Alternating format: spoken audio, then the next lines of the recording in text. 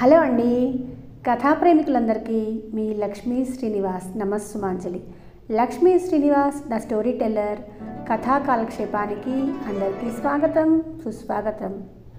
కథా ప్రేమికులందరికీ ఒక small request అండి. మన ఛానల్లో చాలా మంచి కథలు, నావెల్స్ చాలా ఉన్నాయి. ఒక్కసారి కొంచెం టైం తీసుకొని మన ఛానల్లో కథలు విని మీకు నచ్చినట్లయితేనే తప్పకుండా ఛానల్ సబ్స్క్రైబ్ చేసుకొని మన కథలను లైక్ చేయండి. అలా చేసినట్లయితే అవి ఇంకొంతమందికి రీచ్ అయ్యి నాకు హెల్ప్ అవుతుందండి. ఓకేనా? నా ప్రజెంటేషన్ ఇంకా బెటర్గా ఉండటానికి మీరేమైనా సలహాలు, సూచనలు ఇవ్వాలనుకుంటే కమెంట్ సెక్షన్లో నాతో ఇంటరాక్ట్ అవ్వండి. సరేనా? కథలోనికి వెళ్దాం. ఈనాటి కథ ఈనాడు సండే మ్యాగజైన్లోది. ఈ కథ పేరు ఉద్యోగం. రాసిన వారు నిరుపమ రావినూతల గారు. ఇక కథలోనికి వెళ్తే, ప్రభాత వేళ తూర్పు తెలతెలవారుతూ ఉండగా అలవాటు ప్రకారం 5:30కే మెలకు వచ్చింది నాకు. వేసవి సెలవులు కావడంతో స్కూల్ టీచర్గా పనిచేసే నాకు బడికెళ్ళే నా పిల్లలకి సెలవులే.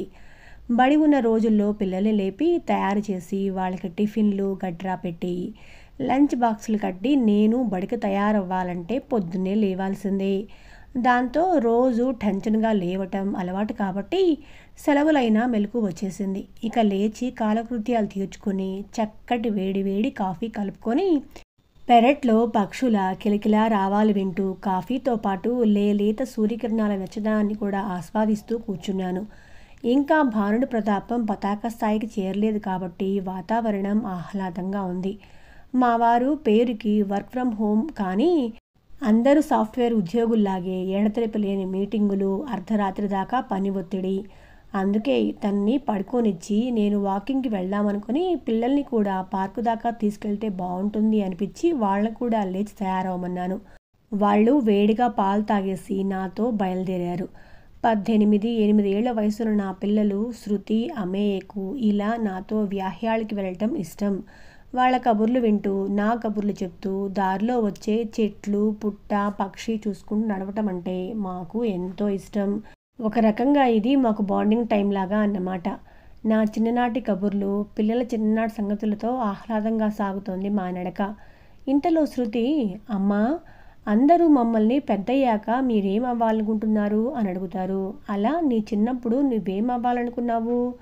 టీచరే అవ్వాలనుకొని చదివావా, లేక డాక్టర్ కాబోయి యాక్టర్ అయ్యా అని సినిమా వాళ్ళు చెప్తారు కదా, అలా ఇంకేదో అవ్వాలనుకొని అది కాకుండా టీచర్ అయ్యావా అని కుతూహలంగా అడిగింది.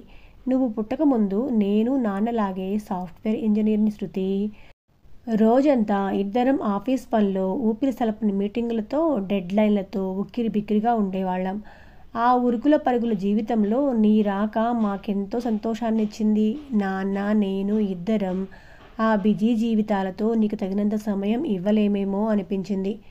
నువ్వు మా జీవితాల్లోకి రాబోతున్నావని తెలిసినప్పుడు నిన్ను దగ్గరుండి అపురూపంగా ప్రేమగా చూసుకోవాలని ఆ సాఫ్ట్వేర్ జాబ్ మానేసి నీతో పాటు ఇంటి పట్టునే ఉన్నాను. ఇంకో 5 ఏళ్లకి చెల్లి పుట్టింది. అలా మీ ఇద్దరిని చూసుకుంటూ దాదాపు 10 ఏళ్ళు ఇంట్లో ఉన్నాను. అమ్మయ్య కూడా బడికి వెళ్ళటం మొదలెట్టాక నాకు కాస్త ఖాళీ సమయం దొరకటంతో ఇలా టీచర్గా పనిచేస్తున్నాను. అయితే నువ్వు నా గురించి నీ సాఫ్ట్వేర్ జాబ్ మానేసావా అమ్మా? చిన్నప్పటి నుండి ఎంతో కష్టపడి చదువుకొని అంత మంచి జాబ్ తెచ్చుకొని ఉంటావు కదా, నేను పుట్టేసరికి అదంతా వదిలేసుకున్నావా? అప్పట్లో నేను నీకు పుట్టకపోయి ఉంటే నువ్వు ఇంకా ఆ జాబ్ చేస్తూ మంచి పొజిషన్లో ఉండేదానివేమో కదమ్మా. నా వల్లే నువ్వు అలా అయిపోయావు కదూ దాదాపు కళ్ళనీళ్లతో అడిగింది శృతి. ఊహించని ఆ ప్రశ్న తన కళ్ళనీళ్లు నన్ను కలవరపెట్టాయి. అయినా సంభాళించుకొని, చాచా అలా కాదు తల్లి, నేను ఆ ఉద్యోగం మానేయటానికి చాలా కారణాలున్నాయి. నీ వల్ల నేను కెరీర్ కోల్పోయానని ఎప్పుడూ అనుకోలేదు. నా పూర్తి ఇష్టంతో మిమ్మల్ని బాగా చూసుకోవాలి అన్న కోరికతో ఆ ఉద్యోగం ఉంటే 2 పడవల ప్రయాణం కష్టము అన్న భావనతో వద్దు అనుకున్నాను, అంతే అన్నాను. అమ్మా, నా ఫ్రెండ్స్ అమ్మలందరూ సాఫ్ట్వేర్ ఇంజనీర్లే. వాళ్ళెవ్వరూ కుటుంబానికే మా మొదటి ప్రాధాన్యత అని చెప్పి ఇలా మంచి జాబ్ మానేయలేదు. నా ఫ్రెండ్స్కి వాళ్ళ అమ్మలు కావలసినంత పాకెట్ మనీ ఇస్తారు. కనీసం ఎందుకు, ఏమిటి, దాన్ని ఎలా ఖర్చు పెడుతున్నారు అని కూడా అడగరంట. మనలా ప్రతి ఖర్చు ఆచితూ చేయాల్సిన అవసరం లేదు వాళ్ళకి. సెలవులొస్తే టూర్‌లని, మ్యూజిక్ కాన్సర్ట్‌లని ఎంతో ఎంజాయ్ చేస్తారు. నువ్వు అప్పట్లో నీ జాబ్ మానేయకుండా ఉండుంటే మనము అందరిలాగా సంతోషంగా ఉండుండేవాళ్ళం కదా! నా గురించి నువ్విలా చేయటం నాకు చాలా గిల్టీగా ఉంది. నువ్వలా చేయకుండా ఉండాల్సిందమ్మా బాధగా అంది శృతి. తన ఫ్రెండ్స్ అందరి అమ్మల కంటే ఉన్నతంగా ఉండగలిగే అవకాశాన్ని నేను తొందరపాటుతో చేజేతులా జారవిడుచుకున్నాను అన్న బాధ, బాగా సంపాదించగలిగే అవకాశం ఉన్న ఐటీ ఉద్యోగం కంటే టీచర్ ఉద్యోగం అంత గొప్పదేమీ కాదు అని తక్కువ భావన శృతి మాటల్లో, ముఖంలో స్పష్టంగా తెలుస్తోంది. శృతి, నీ ఫ్రెండ్స్ జీవితాలు పైకి కనిపించేంత అందంగా, సంతోషంగా ఏమీ ఉండవు నాన్నా. వాళ్ళకు కూడా ఎన్నో అసంతృప్తులు, వెలితి, ప్రేమరాహిత్యం ఇలా ఎన్నో ఉంటాయి. డబ్బుతో వాళ్ళు వస్తువులు కొనుక్కోవచ్చేమో కానీ సంతోషాన్ని కాదు. వాళ్ళ అమ్మానాన్నలు తమతో సమయం గడపాలి అని, వాళ్లకు నచ్చినవి వండి ప్రేమగా తినిపించాలి అని, రాత్రుళ్ళు వాళ్లతో కబుర్లు, కథలు చెప్పాలని ఎంతగా ఆరాటపడతారో తెలుసా? తల్లిదండ్రులు నిత్యం బిజీగా ఉండే ఇళ్లల్లో పిల్లలు ఒక ప్రేమపూర్వకమైన స్పర్శ కోసం, ఒక చిన్న మెచ్చుకోలు కోసం ఎంత అలమటిస్తూ ఉంటారో నీ ఊహకు కూడా అందదు. ఆఫీస్ పని ఒత్తిడితో వాళ్ళ తల్లిదండ్రులు రోజూ అవన్నీ చేయగలరా? నీ ఫ్రెండ్స్ నిజంగా ఆనందంగా ఉన్నారని, వాళ్ళకి ఏ లోటు లేదని నువ్వు నమ్మకంగా చెప్పగలవా? సూటిగా అడిగాను. నువ్వు చెప్తుంటే అనిపిస్తోందమ్మా, నా ఫ్రెండ్స్ చాలాసార్లు నా లంచ్ బాక్స్లో నువ్వు పెట్టే హెల్దీ వంటలు చూసి భలే బాగున్నాయని, వాళ్ళలా నేను ఎప్పుడూ రుచిలేని ఆ కొనుక్కొచ్చిన రెడీమేడ్ వంటలు తినక్కర్లేదని, నేను చాలా లక్కీ ఫెలో అని అంటుంటారు. వాళ్ళ అమ్మలకి రోజూ వంట చేసే టైం ఉండదంట. నా ప్రోగ్రెస్ కార్డులో నాకు మంచి మార్కులు వచ్చినప్పుడల్లా నువ్వు మమ్మల్ని హగ్ చేసుకొని ముద్దు పెట్టుకొని ఎంతో మురిసిపోతావు. మాకిష్టమైనవి మా కోసం అప్పటికప్పుడు వండేసి సర్ప్రైజ్ చేస్తావు. కానీ నా ఫ్రెండ్స్కి ఇలాంటివేమీ తెలియదంట. వాళ్ళ అమ్మలు ఎప్పుడూ అలసిపోయి వస్తారంట ఇంటికి. ఆ తర్వాత కూడా వీళ్ళని పట్టించుకునే ఓపిక, తీరిక ఉండదంట. ఇవన్నీ చెప్పి నా ఫ్రెండ్ హారిక ఒకసారి ఏడ్చింది కూడా. పేరెంట్స్ డబ్బులిచ్చేసి వాళ్ళనే ఏదో ఒకటి కొనుక్కోమంటారంట. నేను వాళ్ళు ఆ డబ్బులతో కొనుక్కునే రకరకాల వస్తువులను చూసి అబ్బురపడ్డానే కానీ వాళ్ళందరికంటే నేనే సంతోషంగా ఉన్నాను అన్న విషయం గుర్తించలేదు. ఐఎమ్ సారీ అమ్మా, నాకే ఇన్నాళ్ళు తెలియలేదు నిజాయితీగా చెప్పింది. అదొక్కటే కాదు శృతి, బిజీగా ఉద్యోగాలు చేసే పేరెంట్స్ కావాలని కాకపోయినా పిల్లలకి తగినంత సమయం కేటాయించలేకపోవచ్చు. అటువంటి పిల్లలు అందరూ కాదు, కానీ కొందరు మానసికంగా చాలా ఒత్తిడితో ఉంటారు. బయట వాళ్ళు కాస్త ప్రేమగా మాట్లాడగానే వారిని ఇట్టే నమ్మేసి ప్రమాదం పొందించుకుంటూ ఉంటారు. ఆత్మన్యూనత, తను ఎవరికి ఇష్టం లేదేమో అన్న భావనతో వాళ్లలో వాళ్ళు కుంచుకుపోతూ క్రమంగా అంతర్ముఖులుగా మారిపోతుంటారు.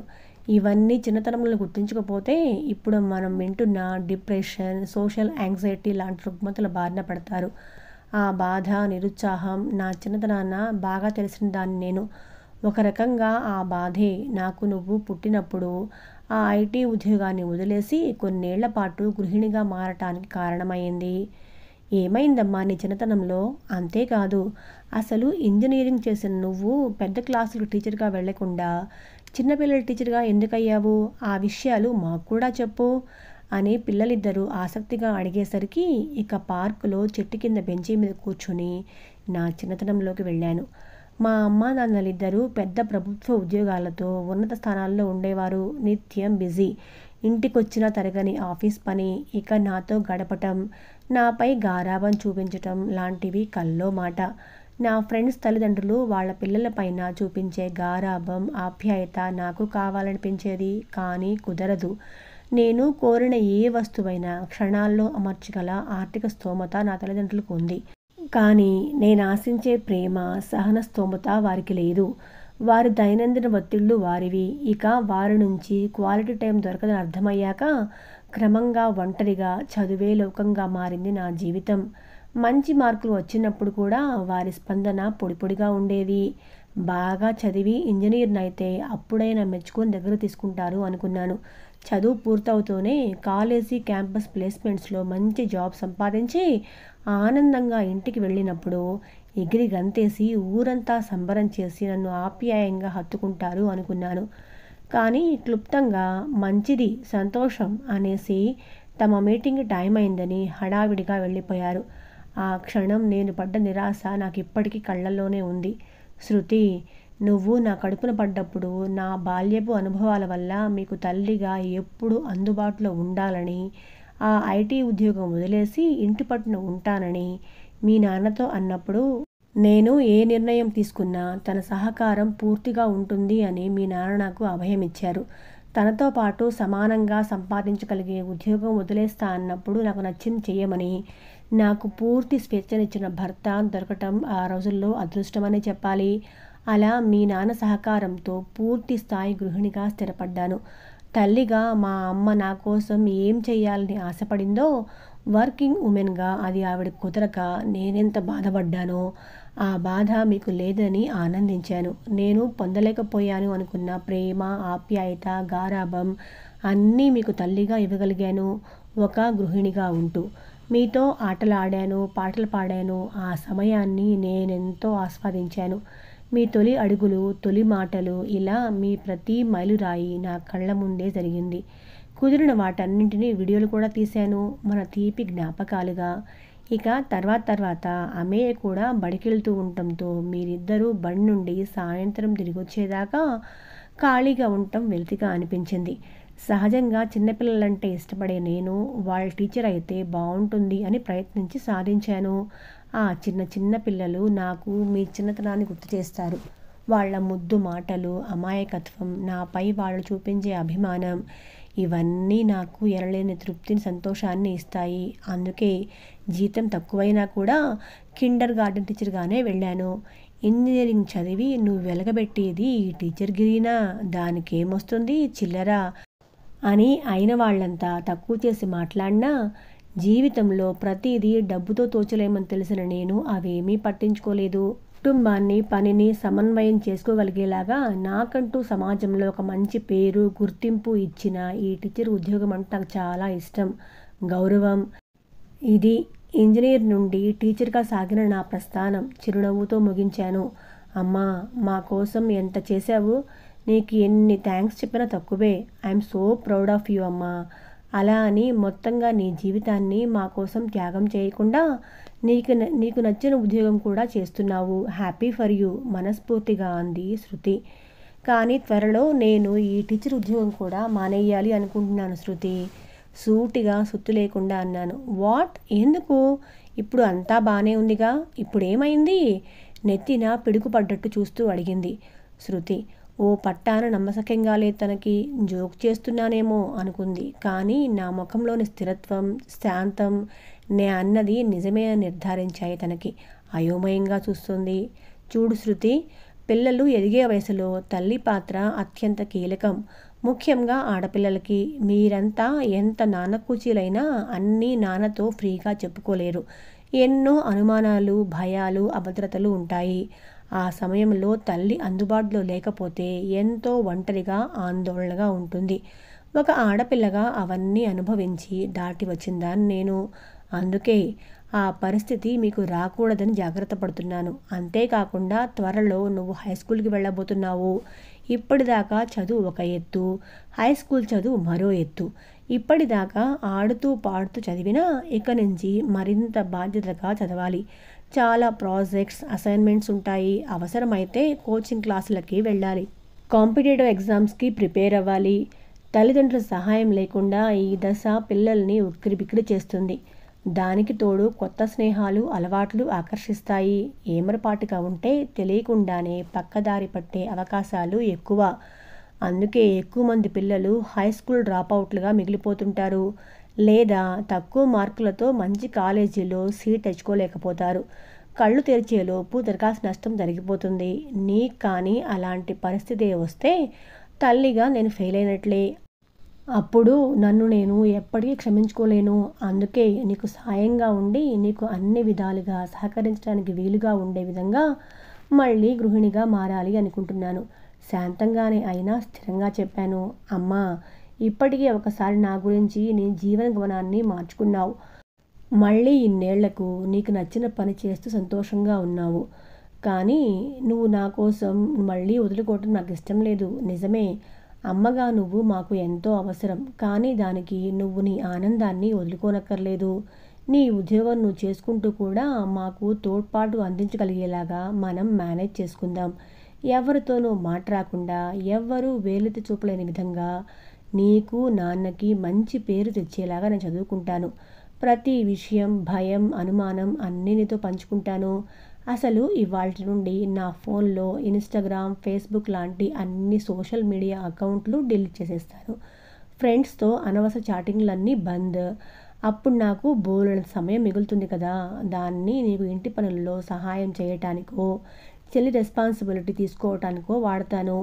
అప్పుడు నీకు కాస్త విశ్రాంతిగా మా గురించి ఏ భయం లేకుండా ఉంటుంది. ప్లీజ్ అమ్మా! నువ్వేం చెప్తే, ఎలా చెప్తే అలా వింటాను. నువ్వు, నాన్న గర్వపడేలాగా చదువుకుంటాను. మీకు ఏ చెడ్డ పేరు రానివ్వను. ప్రామిస్. నీ జాబ్ మానొద్దు ప్లీజ్. వర్షించటానికి సిద్ధంగా ఉన్న కళ్ళతో అంది శృతి. ఇంత నిజాయితీగా తను అభయం ఇచ్చాక తనపై నమ్మకముంచి తను చెప్పిన దానికి సరే అన్నాను. నవ్వుతూ ఆనందంగా నన్ను గట్టిగా హత్తుకుంది. శృతి తన ఫోన్లో ఈ మధ్య గంటలు గంటలు ఇన్‌స్టాగ్రామ్, చాటింగ్ అని గడుపుతూ చదువుని నిర్లక్ష్యం చేస్తున్న సంగతి నేను గమనించాను అన్న విషయం ఇక అప్రస్తుతం. తనలో వచ్చిన మార్పు చూసి నేను అక్కలా బాగా చదువుతా అని ముద్దు ముద్దుగా పలికిన అమేయ మాటలకు హాయిగా నవ్వేశాం. ఈ ఉద్యోగం కథ చాలా సూపర్గా ఉంది కదండి. ఇప్పటి వరకు విన్నారని అనుకుంటున్నాను. అలా విన్నవాళ్ళు మీ అభిప్రాయాన్ని కమెంట్స్లో షేర్ చేసుకోండి. సరేనా? ఉంటాను. మళ్ళీ కలుసుకుందాం.